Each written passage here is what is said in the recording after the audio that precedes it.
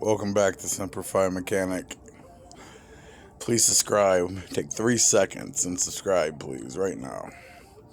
Another day with the mobile mechanic. We got a 2005 Bmw X5 Alternator Replacement.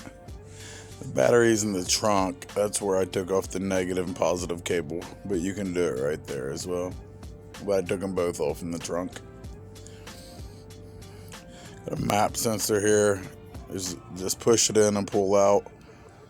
Sometimes you gotta push in and then out if it's stuck a little bit. After we remove that, we got a 10mm one there and another one at the bottom there. Move down to the intake hose. They are 6mm, or you can use a very small flathead wrench.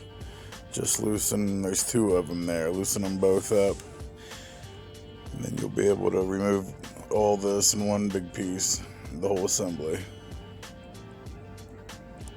Once you get that out of the way,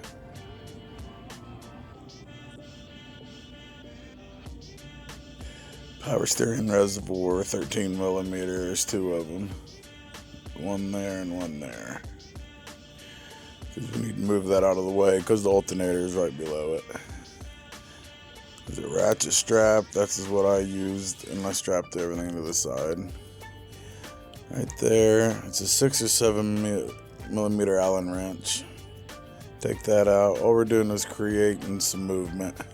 Yeah, right here I used the ratchet strap. Put everything to the side. Gave me plenty of room. Now you can see the alternator real good. Got another push pin on the back there. Just push it with your thumb, very easy, and then you pop it right out. In the back, the positive cable, it's a 13mm. As you can see, I've already had the alternator off, so I'm just showing you the steps that I did to get it off. You also have to remove the idler pulley, which is also the top bolt of the alternator. There's only 2 bolts for the alternator. So the idler pulley is a 16mm. That'll come out. Then you only have one more bolt at the bottom of the alternator, which is also a 16mm.